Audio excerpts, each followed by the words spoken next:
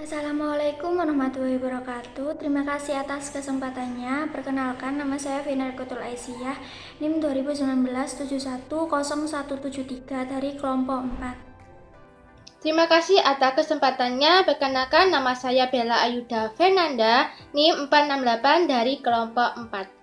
Terima kasih. Assalamualaikum warahmatullahi wabarakatuh. Terima kasih atas kesempatannya. Perkenalkan, nama saya Fani Medasari, NIM 2019 710571. Saya dari kelompok 4. Terima kasih atas kesempatannya. Perkenalkan, nama saya Melza Fridianti dengan NIM 2019 710623 dari kelompok 4.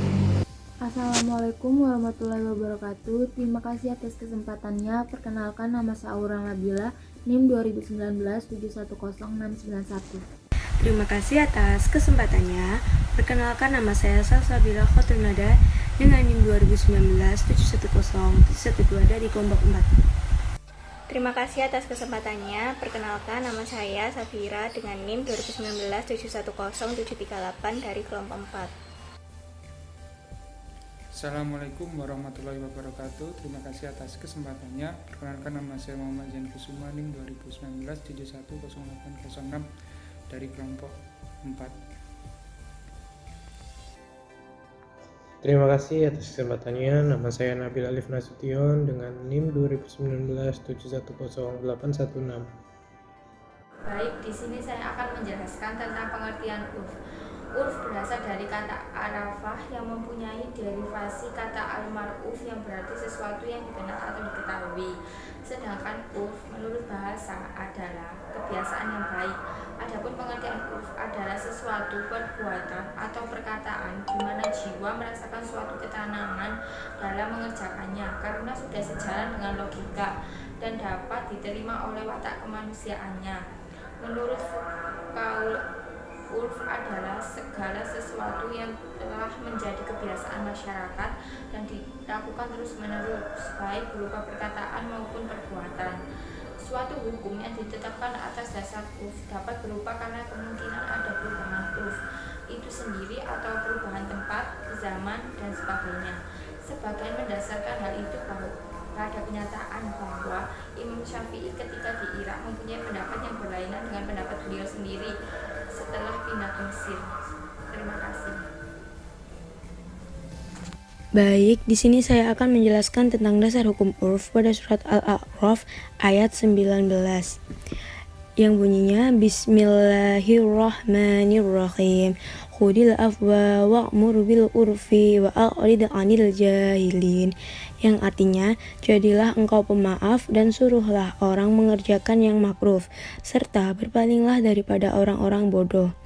Ucapan sahabat Rasulullah Shallallahu Alaihi Wasallam Abdullah bin Mas'ud, ma rohal muslimuna khina fahuwa indallahi hasan, yang artinya sesuatu yang dinilai baik oleh kaum muslimin adalah baik di sisi Allah, dan sesuatu yang mereka nilai buruk maka ia buruk di sisi Allah. Kebiasaan yang benar harus diperhatikan dalam pembentukan hukum syara dan putusan perkara. Seorang mujtahid harus memperhatikan hal ini dalam pembentukan hukumnya, dan bagi hakim juga harus memperhatikan hal itu dalam setiap keputusannya, karena apa yang sudah diketahui dan dibiasakan oleh manusia adalah menjadi kebutuhan mereka, disepakati dan ada kemaslahatannya. Suatu hukum yang ditetapkan atas dasar urf dapat berubah karena kemungkinan adanya perubahan urf itu sendiri atau perubahan tempat, zaman, dan sebagainya. Selanjutnya saya akan menjelaskan mengenai macam-macam uruf. Yang pertama, dari segi objeknya, uruf dibagi kepada satu, al-uruf al-lafzi, ialah kebiasaan masyarakat dalam mempergunakan lafal atau ungkapan tertentu dalam mengungkapkan sesuatu, sehingga makna itulah yang dipahami dan terlintas dalam pikiran masyarakat. Kemudian yang kedua, al-uruf al-amali, ialah kebiasaan masyarakat yang berkaitan dengan perbuatan biasa atau muamalah keperdataan. Kemudian dari segi cukupannya, uruf terbagi dua, yaitu yang pertama al-uruf al-am, ialah kebiasaan tertentu yang berlaku secara luas di seluruh masyarakat dan di seluruh daerah. Kemudian yang kedua, al-uruf al-hasad, ialah kebiasaan yang berlaku di daerah dan masyarakat tertentu. Kemudian yang ketiga, dari segi keabsahannya, dari pandangan syara, uruf terbagi menjadi dua. Yang pertama, al-uruf al-sahih, ialah kebiasaan yang berlaku di tengah-tengah masyarakat yang tidak bertentangan dengan nas atau ayat atau hadis, tidak menghilangkan kemaslahatan mereka dan tidak pula membawa mudarat kepada mereka. Kemudian yang terakhir, al-uruf al-fasid, ialah kebiasaan yang bertentangan dengan dalil-dalil syara dan kaidah-kaidah dasar yang ada dalam syara. Di sini saya akan menjelaskan mengenai keujian urf. Terdapat 3 argumentasi mengenai keujian urf. Yang pertama yaitu bahwa hukum Islam banyak menetapkan urf Arab pra-Islam seperti kewajiban keluarga membayar diat kepada ahli waris yang terbunuh dengan tersalah dan begitu juga akad jual beli salam. Yang kedua yaitu mengamalkan urf pada prinsipnya sejalan dengan firman Allah, yaitu karena meninggalkan kebiasaan adalah merupakan kebiasaan hal yang sulit bagi manusia. Dan yang terakhir yaitu antusias para fuqaha mengenai urf jauh lebih besar bila dibandingkan dengan al-masadir, al-tabiyah, al-alqiyah lainnya. Mayoritas ulama menjadikan urf sebagai hujjah dalam menetapkan hukum. Terima kasih atas kesempatannya. Di sini saya akan menjelaskan tentang syarat-syarat urf. Para ulama usul fikih menyatakan bahwa suatu urf baru dapat dijadikan sebagai salah satu dalil dalam menetapkan hukum syara apabila memenuhi syarat-syarat sebagai berikut. Yang pertama, urf itu baik yang bersifat khusus dan umum maupun yang bersifat perbuatan dan ucapan berlaku secara umum, yang artinya mayoritas kasus yang terjadi di tengah-tengah masyarakat dan keberlakuannya dianut oleh mayoritas masyarakat itu sendiri. Yang kedua yaitu urf itu telah memasyarakat ketika persoalan yang akan ditetapkan hukumnya itu muncul. Artinya urf yang dijadikan sandaran hukum itu lebih dahulu dan sebelum kasus yang akan ditetapkan hukumnya. Yang ketiga yaitu urf itu tidak bertentangan dengan yang diungkapkan secara jelas dalam suatu transaksi. Yang artinya dalam suatu transaksi apabila kedua belah pihak telah menentukan secara jelas hal-hal yang harus dilakukan. Yang terakhir yaitu urf itu tidak bertentangan dengan nas sehingga menyebabkan hukum yang dikandung nas itu tidak bisa diterapkan. Terima kasih.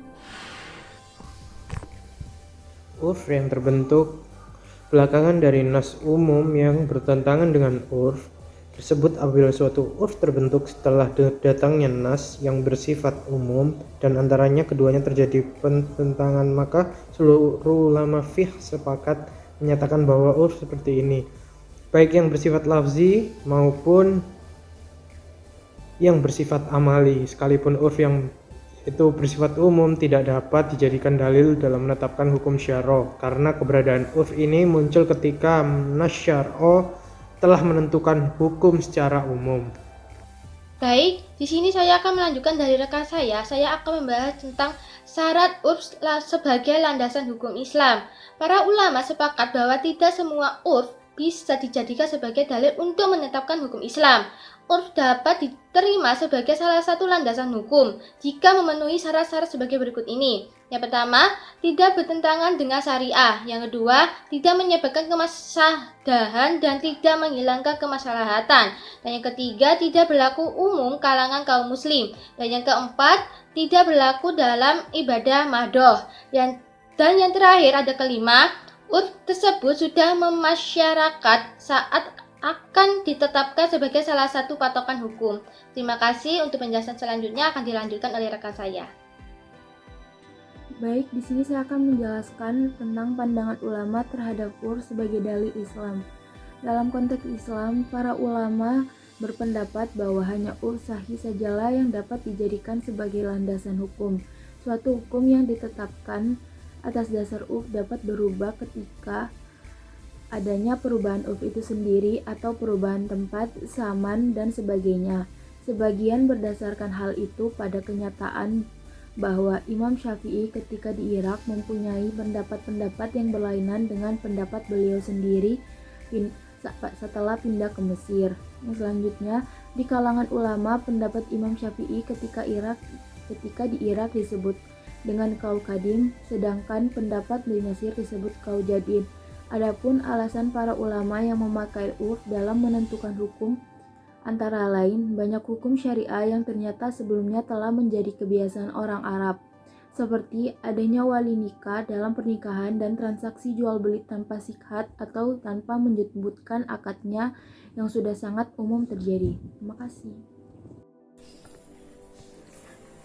Ya, terima kasih atas kesempatannya. Di sini saya akan menjelaskan tentang penerapan urf dalam transaksi kegiatan ekonomi. Ya, di sini saya akan memberikan contohnya tentang transaksi kegiatan ekonomi dalam penerapan urf, yaitu implementasi urf dalam ekonomi Islam adalah jual beli yang dilakukan masyarakat tanpa mengucapkan sihab ijab. Misalnya, saya jual, saya beli. Lalu di supermarket atau pusat pembelanjaan lainnya, pembeli tinggal mengambil barang yang diinginkan sendiri, kemudian langsung membayar di kasir. Apalagi uang sebagai alat pembayaran transaksi juga sudah non-tunai, cukup menggunakan uang elektronik, kartu ATM, atau lainnya. Kemudian di berbagai sektor, pola konsumsi masyarakat hari ini lebih ke non-tunai dan online segala aspek ekonomi, dari jalan tol, gaji bulanan, bayar listrik, jasa ojek, pesan makanan, pesan tiket, maupun pesan hotel, beli perabotan rumah tangga, buku lainnya, dan sebagainya. Hari ini masyarakat dimudahkan dengan adanya aplikasi, kemudian memencet tombol-tombol, dan akhirnya akan melakukan transaksi. Sekian dari saya. Wassalamualaikum warahmatullahi wabarakatuh.